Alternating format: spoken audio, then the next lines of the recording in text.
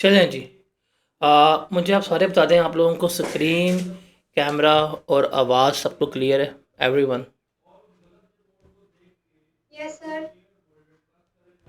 चलें जी, हम स्टार्ट करते हैं without wasting any further time. और टेक्स्ट को पास करना है, तो भाई उसको पास करने के लिए बड़ी कुछ आसान चीज़ें हैं जो हमें क्या करनी पड़ेंगी, देखनी पड़ेंगी, जो हमें लेके चलनी पड़ेंगी।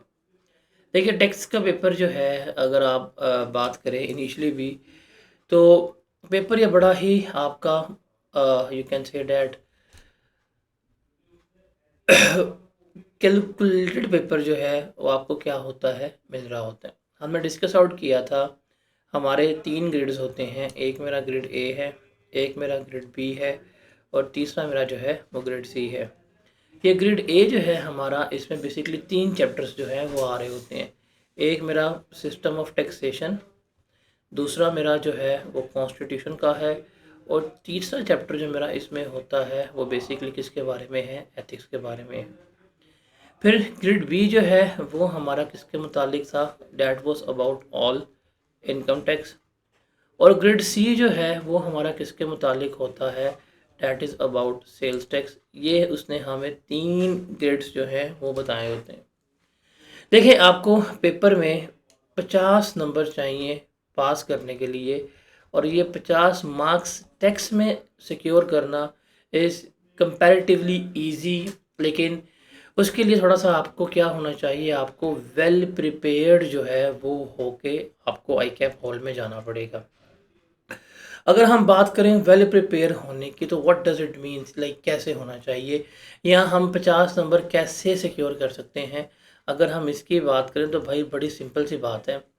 ये जो ग्रेड ए है, इसमें से ऑन एवरेज जो है वो आपको 8 मार्क्स का पेपर आना है। जो ग्रेड सी है, जो हमारा सेल्स टैक्स है, इसमें से आपको ऑन एवरेज जो है जो पेपर आना है वो आना है आपको, you can say that 28 number का। तो 28 नंबर आपको यहाँ से आने हैं, 8 नंबर आपको ग्रेड ए से आने हैं। ये इनकम टैक्स जो है ना, इस इनकम टैक्स में से एक एरिया आता है जिसको हम कहते हैं इनकम फ्रॉम बिजनेस। ये इनकम फ्रॉम बिजनेस में से उसने आपको कम से कम जो है वो 20 नंबर उसने पूछने ही पूछने हैं। तो सर 20 नंबर आपके यहाँ बनते हैं। पूरे इनकम टैक्स की बात नहीं कर रहा, बल्कि मैं इनकम टैक्स में से 20 नंबर की बात कर रहा हूँ कि उसने ये 20 नंबर जो हैं वो आपसे पूछने ही पूछने हैं, टेस्ट करने ही करने हैं। अगर आप सिर्फ इन 3 एरियाज़ को जमा कर लें, तो गालिबन ये आपके 50 से 55 नंबर जो हैं वो सिर्फ इन 3 एरियाज़ में से आने हैं। पूरा टैक्स का सिलेबस एक तरफ है कि जी इनकम टैक्स क्या होता है, salary, property, capital gain, losses, theory, return, assessment, appeal, वो सारा एक तरफ। ये सिर्फ 3 एरियाज़ जो हैं वो आपके एक तरफ हैं। अगर आप इनको अच्छी तरह तैयार कर लें, आपका पेपर में आई कैप में 50 से 55 नंबर का सवाल जो है वो उसने इस एरिया में से ही पूछने होते हैं। तो जितना आप उसको बेहतर तैयार करेंगे, जितना आप उसको बेहतर तरीके से लेके चलेंगे, उतने ही आपके मार्क्स जो हैं सिक्योर हो जाएंगे। अब प्रॉब्लम क्या होती है कि यही एरियाज़ जो हैं जो हाईलाइट किए हैं, सेल्स टैक्स जो है ये बच्चों का वीक होता है, आपका इनकम फ्रॉम बिजनेस जो है, ये दोनों एरियाज़ जो हैं वो बच्चों के वीक होते हैं। जब यही 2 एरियाज़ बच्चों के वीक हैं, तो आप मुझे बताएं कैसे सिक्योर करेंगे। आप अक्सर देखते होंगे या सुनेंगे भी, या आप खुद जाके इस चीज़ को एक्सपीरियंस भी करेंगे कि टेक्स्ट का पेपर तैयार कर रहे होते हैं, पढ़ रहे होते हैं, लेकिन एट द एंड जाके इनको लगता है पता कि भाईजान ये जो है ना पेपर, इसमें से तो इतने मार्क्स ही नहीं आ रहे। क्या कह देंगे, इसमें से तो हमें ये चीज़ नहीं आती, हमें ये चीज़ नहीं आती। करते कराते जब हम बच्चों से बात करते हैं, तो बेसिकली उनको जो चीज़ नहीं आती वो कौन सी होती है, बिज़नेस नहीं आता। वो बिज़नेस में सफ़र कर रहे होते हैं, या यू कैन से डैट वो सफ़र कर रहे होते हैं सेल्स टैक्स में। हर बच्चा जो टैक्स के पेपर में फ़ेल होता है, हर बच्चा जो टैक्स के पेपर में फ़ेल होता है, वो इन 2 एरियाज़ में लाज़मी सफ़र कर रहा होता है, that is income from business and sales tax.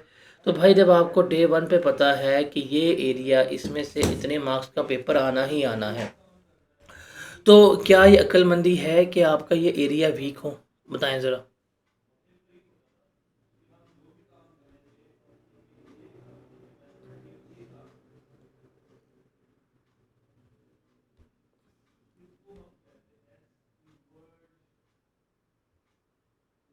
देख, कहीं की भी अक्लमंदी नहीं है कि आपका यही वाला एरिया जो है वो क्या हो, वीक हो।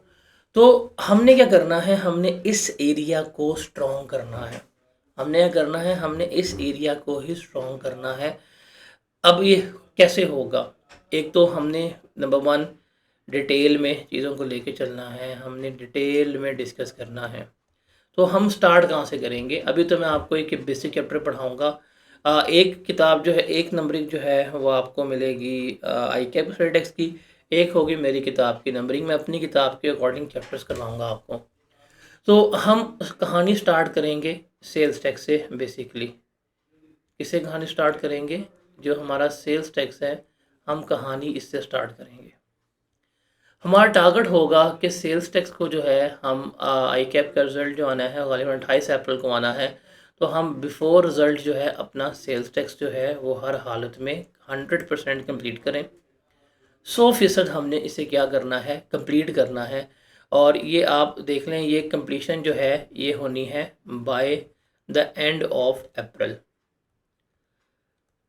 अप्रैल के ख़त्म होने से पहले पहले हमने अपना सेल्स टैक्स जो है वो क्या करना है, कंप्लीट करना है। इसके बाद हम स्टार्ट करेंगे मई के मंथ में जाके, डैट इज़ इनकम टैक्स। हम मई के महीने में और जून के महीने में, इन 2 महीनों में हमने क्या करना है, हमने अपना इनकम टैक्स जो है उसको डिस्कस करना है। By the end of June मेरा इनकम टैक्स जो है वो ख़त्म हो जाएगा। फिर मैं क्या करूँगा, फिर बेसिकली आपके पास होगा जुलाई का महीना। तो मैं जुलाई में स्टार्ट करूँगा और जुलाई से लेके मैं जाऊँगा गालिबन अगस्त की कोई 10 तारीख तक जाऊँगा। और मैं इसमें आपको दोबारा करवाऊँगा। मैं आपको एक दफ़ा सेल्स टैक्स फिर करवाऊँगा और इनकम टैक्स भी हम दोबारा कर रहे होंगे। लेकिन जो हम ये जुलाई से लेके अगस्त तक करेंगे, ये हमारा होगा फास्ट मोड में। ये किस में करेंगे? फास्ट मोड में। यहाँ पे तो हम डिटेल्स में करेंगे, यहाँ पे हर चीज़ हर सवाल डिस्कस करेंगे। लेकिन फास्ट मोड में क्या होगा, फास्ट मोड में मैं आपको कंसेप्ट्स जो हैं वो डिस्कस कर दूंगा। हम प्रैक्टिस जो है वो इतनी नहीं करेंगे। तो आप देखें इस बैच में हमने करना क्या है। मैं आपको खुद 2 बार जो है वो सेल्स टैक्स कराऊंगा। मैं खुद जो है 2 बार आपको इनकम टैक्स जो है मैं आपको क्लास रूम में ही करवा दूंगा। हम क्लास में इसको करके जाएंगे, 2 दफ़ा हम ये लाजमी करेंगे। जब 2 दफ़ा मैं आपको करवा दूंगा, जब मैं आपको 2 दफ़ा ये करवा दूंगा, तो भाई अगस्त के महीने में थर्ड टाइम सिर्फ आपने क्या करना है, रिवाइज करना है। अब वो रिवीजन भी आपके लिए इतनी प्रॉब्लमेटिक नहीं साबित होगी, क्योंकि 2 दफ़ा तो आप कर चुके होंगे। जब फर्स्ट टाइम पढ़ेंगे आपको चीज़ें जो हैं मुश्किल लगेंगी, कुछ चीज़ें समझ आई होंगी, कुछ चीज़ें थोड़ी सी आपको सफ़र कर रहे होंगे। लेकिन जब आप सेकंड टाइम पढ़ेंगे तो आपकी क्लैरिटी जो है वो मज़ीद बेहतर हो जाएगी और चीज़ें कंसेप्ट आपको क्या हो जाएंगे, आपको रिटेन भी हो जाएंगे। तो भाई हमने इस मोड में लेके चलना है। इस तरह से हम करेंगे, जब हम इस तरह लेके चलेंगे तो ये वाला एरिया भी आपका सिक्योर हो जाएगा, आपका ये वाला एरिया भी सिक्योर हो जाएगा। आपका टैक्स का पेपर जो है, मैं इसके 100% पास होने की श्योरिटी जो है वो ले लूँगा विद अ गारंटी के तौर के ऊपर, कि भाई ये गारंटी के तौर पे मैं क्या कह रहा हूँ, आपका टैक्स का पेपर जो है वो क्या हो जाएगा, पास हो जाएगा। अब उसके लिए करना क्या पड़ेगा भाई? 2 से 3 चीज़ें हैं जो आपको करनी पड़ेंगी। एक, आपको क्या होना पड़ेगा, डैट इज़ रेगुलर। रेगुलर होना पड़ेगा। देखिए, अगर आप रेगुलर नहीं है ना, आपका अपनी मर्ज़ी में पढ़ रहे हैं, आपका दिल है तो कर रहे हैं, दिल है तो नहीं कर रहे, तो भाई आपका पेपर पास नहीं होना। अभी तो आप लोगों को लग रहा होगा कि भाई बर्डनाइज नहीं है, अभी तो आसान आसान चल रहे हैं। अभी चूँकि रमज़ान के महीने में टाइम भी थोड़ा रखा हुआ है, रमज़ान के बाद टाइम हमारा चेंज हो जाना है। अभी गालिबन क्लास की ड्यूरेशन जो है 1 घंटे की है, लेकिन रमज़ान में मैं आपको एवरेज क्लास जो है वो 40 से 50 मिनट के दरमियान ही करवा रहा हूँगा। ये तो रमज़ान के महीने का फैक्टर है। लेकिन रमज़ान के महीने के बाद हमारी क्लास ड्यूरेशन 1 से बढ़े कितनी हो जानी है, डैट विल बी 1.25 से 1.5 घंटे के करीब हमारा टेक्स्ट ड्यूरेशन हो जानी है। तो भाई एक तो ड्यूरेशन भी वहाँ बड़ी हो जानी है। दूसरा, अगर आप साथ साथ नहीं चलेंगे तो आपको प्रॉब्लम होगी। फिर आप इस चीज़ को एंजॉय नहीं कर पाएंगे जो 2 दफ़ा सिलेबस जो है वो ख़त्म हो रहा होता है। तो नंबर 1 क्या करना है, आपने रेगुलर रहना है। अब रेगुलर का मतलब क्या है भाईजान, आप लाइव आओ। लाइव आने में, क्लास लेने में कितनी प्रॉब्लम है? मेरे ख्याल से कोई प्रॉब्लम आपको फेस नहीं हो रही होती, ये आप अगर लाइव आते हैं। मैं भी तो लाइव आ रहा हूँ, आप भी लाइव आएँ। आप लोगों के पास माइक ऑन करने का ऑप्शन है, आप माइक ऑन करें, माइक ऑन करके सवाल वगैरह पूछें, तो आप आ सकते हैं, आप लाइव आएँ, लाइव क्लासेस लें। अब हाँ, बीच में अप्स एंड डाउन्स हो जाते हैं, आपके इंटरनेट का मसला हो गया, आपका लाइट का मसला हो गया, ठीक है। उस दिन अगर आप लाइव नहीं आ सकते तो भाई रिकॉर्डिंग ले लो, लेकिन उसी दिन की रिकॉर्डिंग आपने क्या करनी है, फिर लेनी है। जिस दिन लाइव क्लास ली है, अगर नहीं ले पाए, उसी दिन की रिकॉर्डिंग आपने ले लेनी है। Make sure you have no pending work, आपका कोई किसी किस्म का पेंडिंग वर्क है ही नहीं, ये चीज़ याद रखनी है आपने। नंबर 2, आपने क्लास टेस्ट जो हैं वो लाजमी देने हैं। क्या देने हैं? आपने क्लास टेस्ट जो हैं वो लाजमी देने हैं, 100%। भाई आप टेस्ट में फेल हो जाओ, मुझे कोई मसला नहीं है, लेकिन टेस्ट में अपेयर होना इज़ वेरी इंपॉर्टेंट। टेस्ट में अपेयर होना इज़ वेरी इंपॉर्टेंट, फेल होने से कोई मसला नहीं है। तीसरा, आप लोगों ने एक्टिव भी रहना है। होता क्या है, आप लोग आ जाते हैं, क्लास ज्वाइन कर लेते हैं, और क्लास ज्वाइन करके आप लोग मुर्दा बन के बैठे होते हैं, कब्र सामने वाइब्स आ रही होती हैं, आपको पता ही नहीं है क्लास में क्या हो रहा है, क्या किया है, क्या नहीं किया। तो भाई एक्टिव रहना है, पार्टिसिपेटिव, सवालों के जवाब दो, जो चीज़ पूछ रहा हूँ उसको बताओ, जो असाइनमेंट्स दी हैं वो करो। अगर ये कर लोगे तो आपका पेपर जो है वो पास हो जाएगा। मेरा आप सबसे एक सवाल है, just I have one question from everyone. आप सारे बच्चे फुल टाइम स्टूडेंट्स हैं ना? मतलब ज़िंदगी में पढ़ने के अलावा अभी कोई भी काम नहीं है ना, वेले ही हैं? तो टाइप करके भी आप बता सकते हो वेले हैं, सारे वेले हैं, कोई काम नहीं है ज़िंदगी में।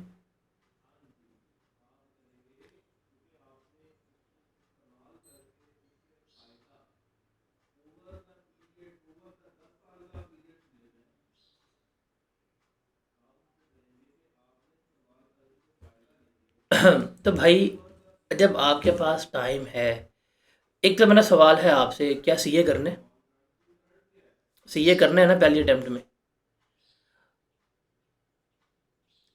तो सीए के लिए ना सिर्फ आपको एक चीज़ चाहिए, डेट इज़ अ कंसिस्टेंसी।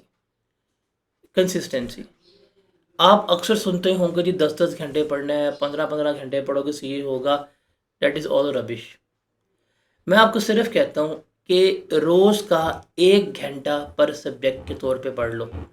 रोज़ का आपने क्या करना है, 1 आवर ईच सब्जेक्ट आपने लेना है। रोज़ का आपने 1 घंटा एक सब्जेक्ट को देना है।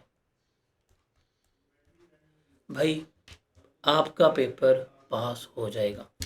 देखो यार, इस पूरे सेशन में मैं आपको बताता हूँ, हमारी क्लासेस की अगर मैं ड्यूरेशन की बात करूँ, क्लासेस हमारी जो हैं वो 5 डेज़ इन अ वीक ही चलनी है। अभी भी रमज़ान के बाद भी, इवन मैं रिज़ल्ट के बाद भी class 5 days in a week पे लेके चलूँगा। अभी मैं क्लास 1.25 से 1.5 घंटे में कर लूँगा, 1.5 घंटा मैं रोज़ करवा सकता हूँ, बट मैं आपके लिए वीकेंड्स जो हैं वो ऑफ़ करूँगा। डैट इज़ सैटरडे भी आपका ऑफ़ होगा, आपका संडे जो है मैंने पूरा सेशन ऑफ ही रखना है। मैंने ये 2 दिन आपकी क्लास बिल्कुल भी नहीं करवानी, ये चीज़ तो मेक श्योर है। हम एवरेज आउट करते हैं कि जस्ट टेक एन एग्जांपल, हमारी क्लास जो है वो होती है ऑन एवरेज ड्यूरेशन, मेरा लेट शेट निकाल के 1 घंटा 20 मिनट की। 1 घंटा 20 मिनट की क्लास हुई है, 5 दिन को मल्टीप्लाई करें, कितने घंटे बनते हैं एक्स को लेके? 1 घंटा 20 मिनट कितने मिनट बनते हैं? 80 मिनट। 80 × 5 400, डिवाइड बाय 60, तकरीबन ये आपके बनेंगे 6.5 आवर्स बनेंगे।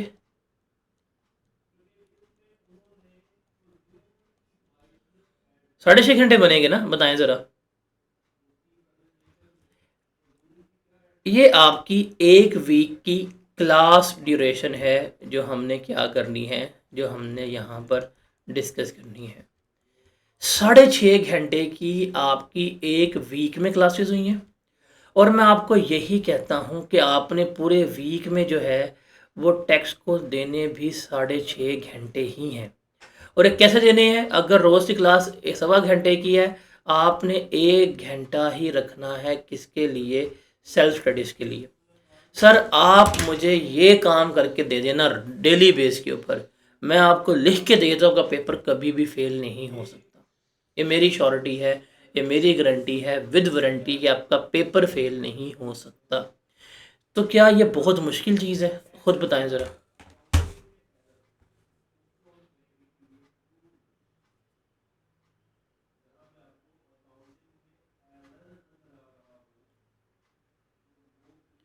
क्या ये बहुत मुश्किल चीज़ है?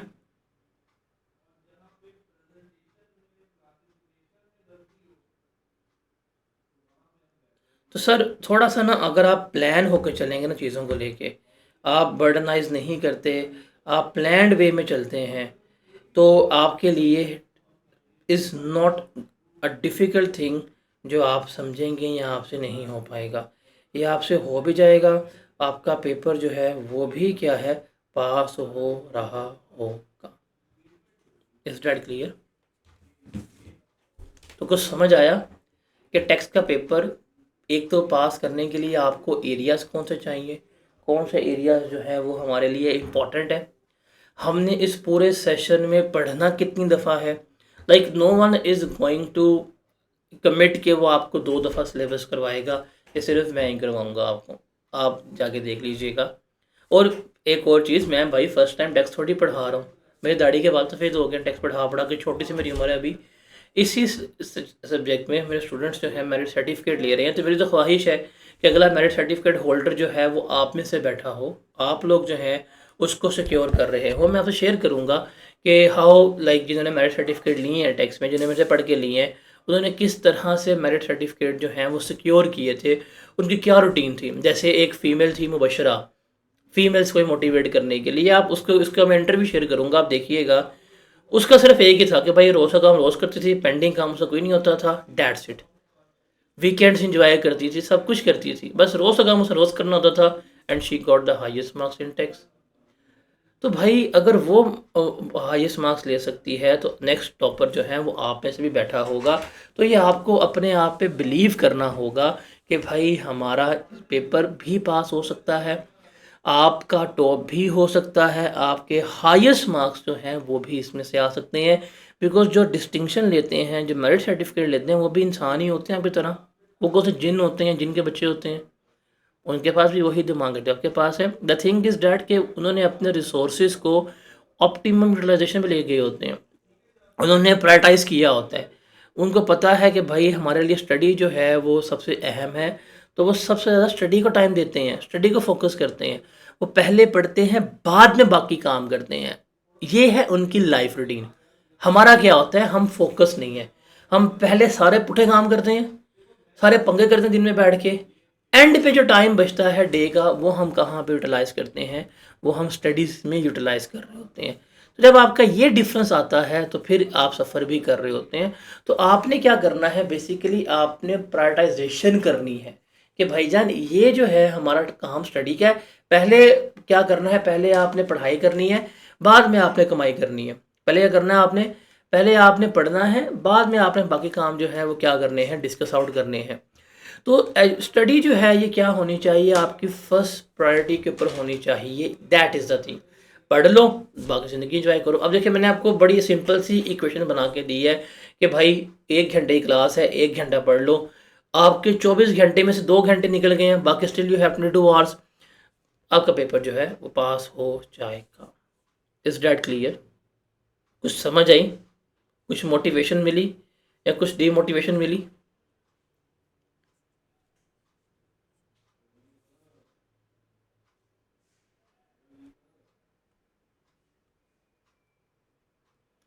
जब मैं इधर देख रहा हूँ ना ऐसे, तो मेरा 2 कंप्यूटर हैं, 3 कंप्यूटर हैं, एक कंप्यूटर सामने जिसमें मैं देख के लिख रहा हूँ।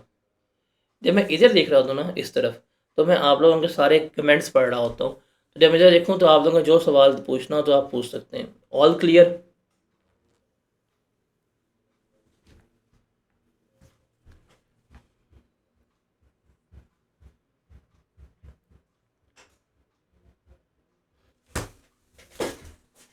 कल मैंने कहा था, कल की तो क्लास जब हुई थी तो उसमें हमारा जूम कैमरा तो बहुत छोटा सा था, लेकिन अब अगर आप लाइव क्लास देखें तो लाइव क्लास की क्वालिटी भी आपको बेहतर लग रही होगी। इवन जब इसकी रिकॉर्डिंग भी आएगी तो वो एचडी रिकॉर्डिंग होगी, वो भी आपको बहुत ज़्यादा बेहतर लगेगी। तो वो इतने से कैमरे से हम अच्छा खासा आपको प्रीमियम लाइव लेक्चर्स भी दे रहे होंगे। तो क्लास की अब क्वालिटी ठीक है।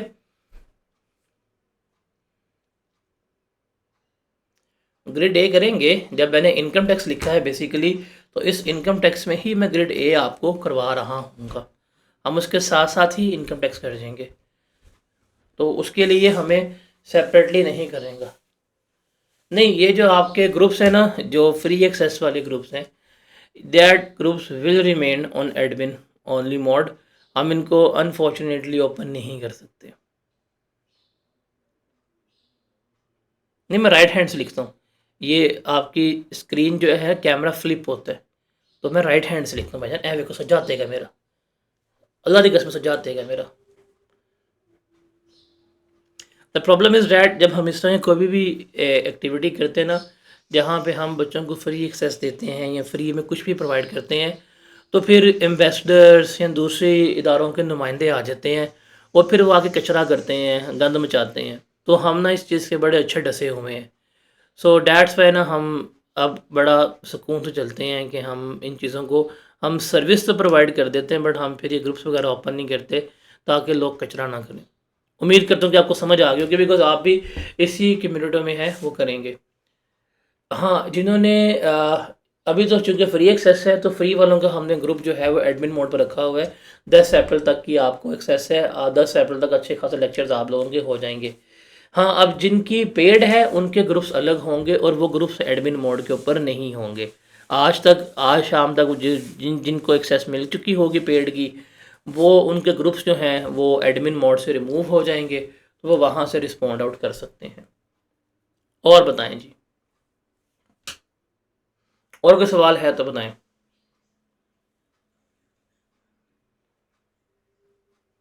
अच्छा, आप लोगों में से कितने बच्चों ने पीआरसी पास की है?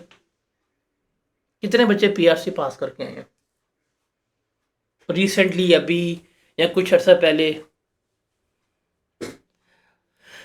आईटी भी पढ़ के आए हुए हैं, इकोनॉमिक्स पढ़ के आ चुके हुए हैं?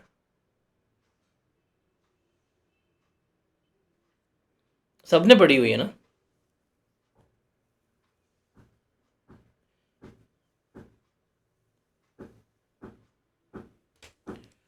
चलें जी, अब हम ज़रा चैप्टर स्टार्ट करते हैं। पहला, that is system of taxation in Pakistan, कि पाकिस्तान में टैक्स का सिस्टम जो है वो किस तरह से चलता है, इसको हम यहाँ पर डिस्कस आउट करते हैं।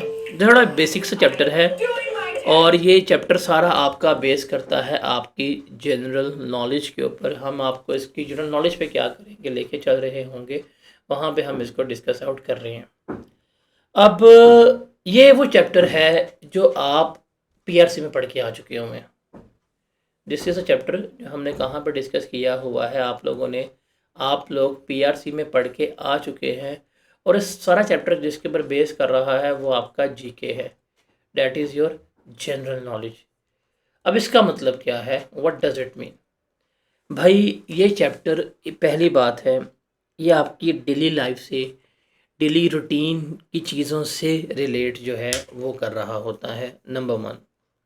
नंबर 2, इस चैप्टर के बारे में आप पीआरसी में सारी डिस्कशन जो है वो करके आ चुके होते हैं।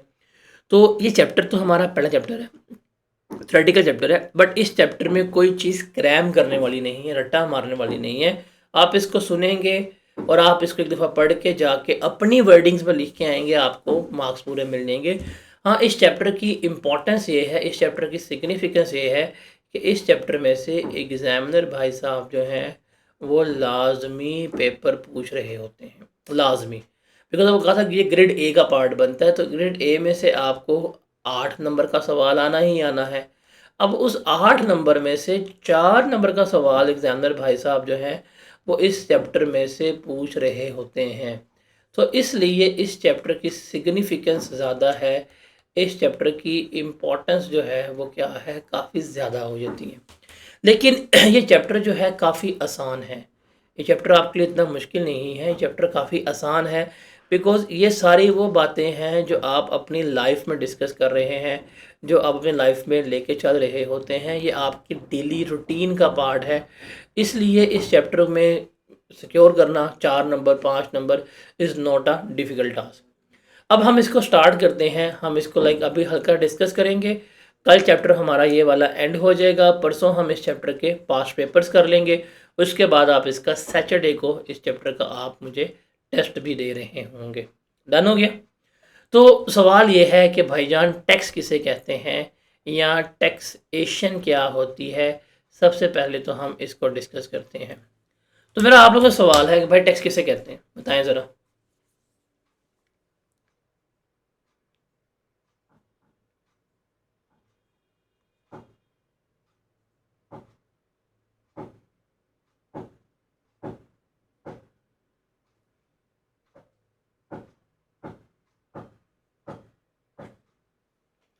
बताएं टैक्स किसे कहते हैं, आप पढ़ के नहीं आए पीआरसी में?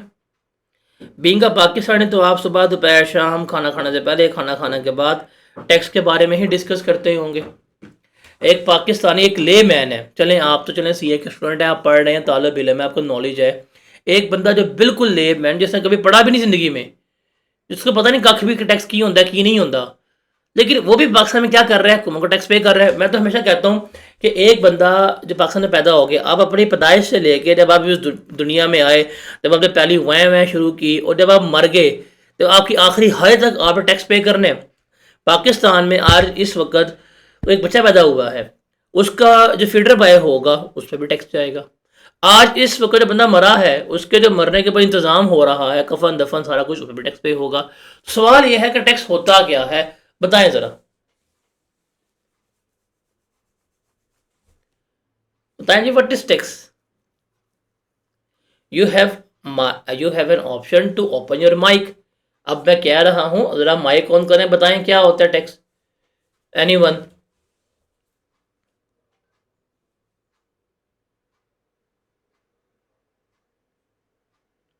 कोई बच्चा, कोई वॉलंटियर अपना माइक ऑन करना चाहेगा तो कर सकता है वो। हम एक क्रॉस डिस्कशन करते हैं, पॉडकास्ट शुरू कर लेते हैं।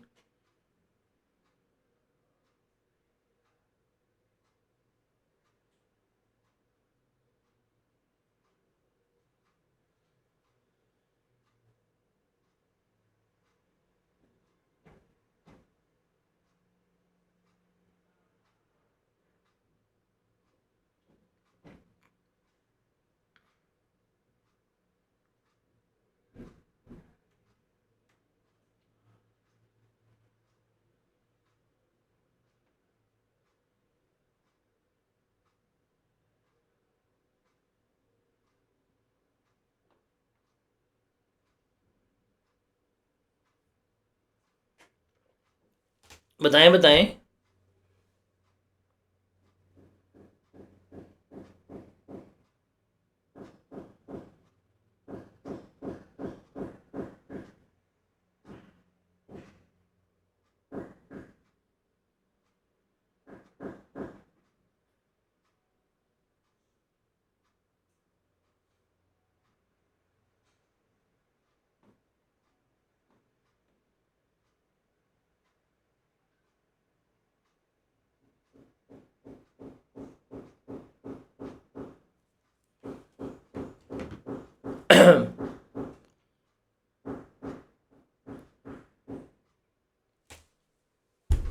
अबे पंगे क्यों कर रहे हो बीच में?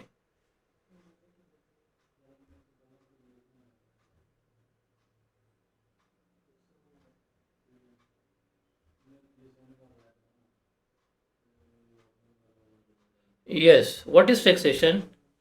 कि ये एक वो प्रोसेस है जिससे गवर्नमेंट क्या करती है, पैसे जो है वो ले रही होती है। जी बोलें, बोलें बोलें।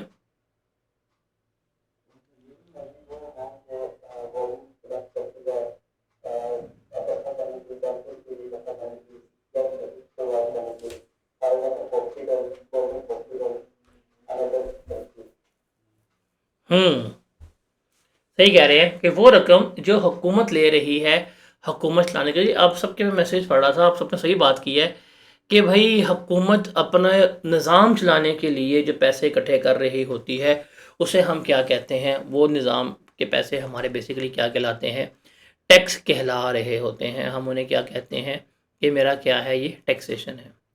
तो बेसिकली ये क्या है, ये एक प्रोसेस है, एक अमल है जिसके ज़रिए हुकूमत, गवर्नमेंट क्या कर रही है, from its law making body. जहाँ पे लॉ मेकिंग बॉडी का जिक्र आता है, law making body means parliament, जो आपका सुप्रीम इदारा है जहाँ पे तमाम कानून पास होते हैं, कानूनी तौर के ऊपर वो क्या कर रही है, आपसे पैसे इकट्ठे कर रही है ताकि वो अपने मुल्क की मामूलात चला सके, गवर्नमेंट रन कर सके, वेलफेयर वगैरह कर सके। इस प्रोसेस को, इस पैसे इकट्ठे करने के अमल को हम क्या कहते हैं, हम उसको टैक्सेशन कह रहे होते हैं। देखिए द थिंग इज डैट, हमारा मुल्क में रोड्स बनते हैं, पैसा कहाँ से आता है, आपका टैक्स का पैसा है। हॉस्पिटल्स हैं, का पैसा कहाँ से आ रहा है, आपका आ रहा है।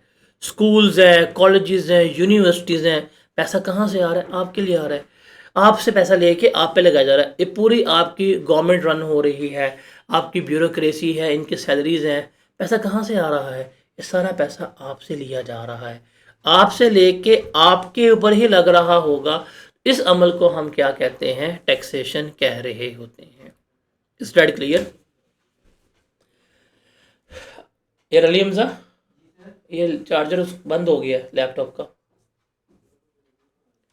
No, what is the objective of taxation, मकासद क्या है, मकासद टैक्सेशन क्या है। तो भाई गवर्नमेंट पैसा लेती है, एक तो है उसके प्राइमरी ऑब्जेक्टिव, ये आपके प्राइमरी ऑब्जेक्टिव्स में से आ रहा होता है। प्राइमरी ऑब्जेक्टिव क्या है, बेसिकली पैसा इकट्ठा करना। क्या है, पैसा इकट्ठा करना। हुकूमत जो है उसके मामलात को चलाना, अपनी पॉलिसीज़ को इम्प्लीमेंट करना, फेयर डिस्ट्रीब्यूशन ऑफ वेल्थ के लिए लेके चलना। ये हमारे पास क्या है, ये हमारे प्राइमरी ऑब्जेक्टिव कहलाते हैं, बुनियादी मकासद। भाई हुकूमत साफ सारी बात है, टैक्स लगा रही है, क्यों लगा रही है, कि हुकूमत ने आपसे पैसे इकट्ठे करने हैं, उसने पैसे इकट्ठे करके क्या करना है, उसने मुल्क चलाना है, या उसने क्या करना है, उसने अपनी पॉलिसीज़ जो हैं वो क्या करनी है, इम्प्लीमेंट करनी है। और या उसने अपनी फेयर डिस्ट्रीब्यूशन ऑफ वेल्थ के लिए टैक्स लगाना है। जैसे यू कैन सी डेट अमीरों से पैसा लेके गरीबों में पैसा लगा रही होती है। तो ये बुनियादी मकासद है, टैक्स इन पर्पस के लिए इस्तेमाल होता है। लेकिन इनके अलावा जो हम डिस्कस करेंगे, जो हमारा सबसे फेमस क्वेश्चन होगा, वो है हमारा नॉन रेवेन्यू ऑब्जेक्टिव्स टैक्स के क्या होते हैं। सर ये नॉन रेवेन्यू ऑब्जेक्टिव्स जो हैं, ये आप लोग पढ़ के आ चुके होते हैं कि पीआरसी में, कि भाई ये नॉन रेवेन्यू ऑब्जेक्टिव्स हमारे क्या हैं और क्या नहीं है। Do you have any idea कि what are the non revenue objectives of the taxation? देखिए रेवेन्यू बेस्ड ऑब्जेक्टिव क्या थे, कि पैसा कलेक्ट करना। नॉन रेवेन्यू बेस्ड ऑब्जेक्टिव क्या है, बताएं जरा।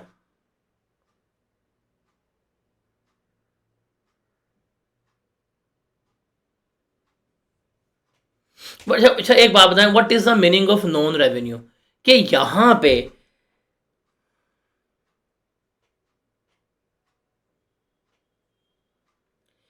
गवर्नमेंट टैक्स लगा रही है लेकिन पैसा कलेक्ट नहीं कर रही। पैसे के अलावा भी कुछ दूसरे मकासद हैं, वो गवर्नमेंट ने क्या करने होते हैं, अचीव करने होते हैं। अदर देन पैसा भी उसने कुछ मकासद जो हैं वो क्या करने हैं, अचीव करने हैं। इनको हम क्या कहते हैं, ये मेरे नॉन रेवेन्यू ऑब्जेक्टिव्स कहलाते हैं। आप लोग ये पीआरसी में पढ़ के आ चुके हुए हैं, बताएंगे? Very good. Promotion of economy, law के रेगुलेशन के लिए, इंपोर्ट को कम करने के लिए, वेरी गुड। और बताएं, एक्सपोर्ट्स को बढ़ाने के लिए, वेरी गुड। भाई बाकी लोग भी बताएं, बाकी से मेरे वलीमे से आए हो, बताएं, जवाब दें। टाइपिंग करते हुए कितना आपको जाता है? वैसे तो बड़े बड़े लगे होते हैं गुड मॉर्निंग डियर के मैसेज करने वाले। करेंट टाइप बताएं, क्या क्या ऑब्जेक्टिव हो सकते हैं। लोकल बिजनेस को सपोर्ट करने के लिए, वेरी गुड। और क्या हो सकते हैं?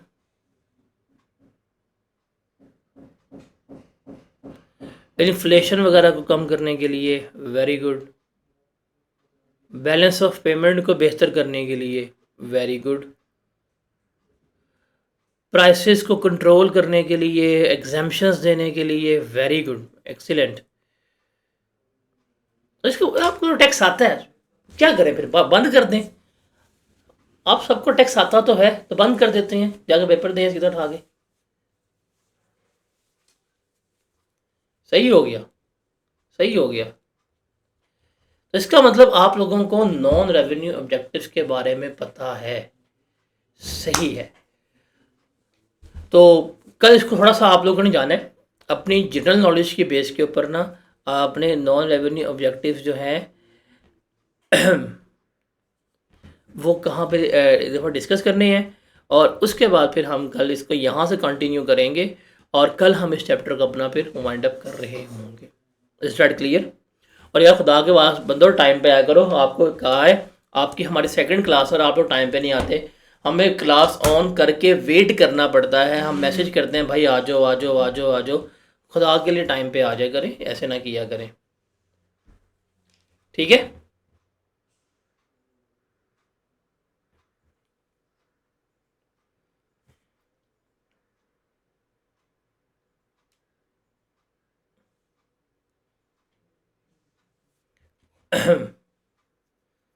यार नहीं ना, बा मसला पता क्या होता है, में सर वो पिछला बता दें, पिछला बता दें, पिछला बता दें, पिछले बताने के चक्कर में ना काफ़ी सारा टाइम फिर हमारा वेस्ट होता है।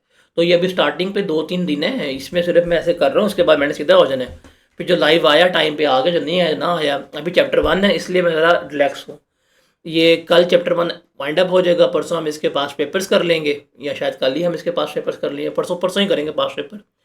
फिर जैसे सेल्स टैक्स स्टार्ट होगा फिर मैंने ब्रेक नहीं मारनी, मैंने क्योंकि आपको एक चीज़ बता दी है कि मैंने भाई आपको पूरे सेशन में 2 दफ़ा सिलेबस करवाना है।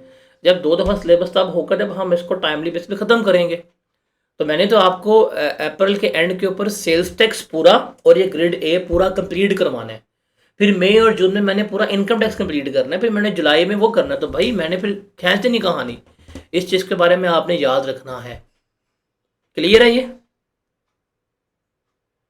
जी मैं स्लाइड्स वगैरह ग्रुप में भी शेयर करवा दूंगा, स्लाइड्स भी शेयर हो जाएंगी, और हम पीडीएफ में बुक जो है वो भी कुछ अरसे में अवेलेबल कर देंगे। अभी जो कि हम बुक को थोड़ा सा कन्वर्ट कर रहे हैं वो कर देंगे। अगर आपने बुक बाय करनी हो तो मैं आपको उसके बारे में भी बता दूंगा कि बुक खरीदनी हो तो क्या प्रोसेस है उसका। तो अभी थोड़ा हौसला हुआ कि भाई टैक्स का पेपर पास करना है और आप इंजॉय करेंगे टैक्स को, ठीक है? चलिए जी, मिलते हैं इंशाल्लाह R1 में। अल्लाह हाफिज़।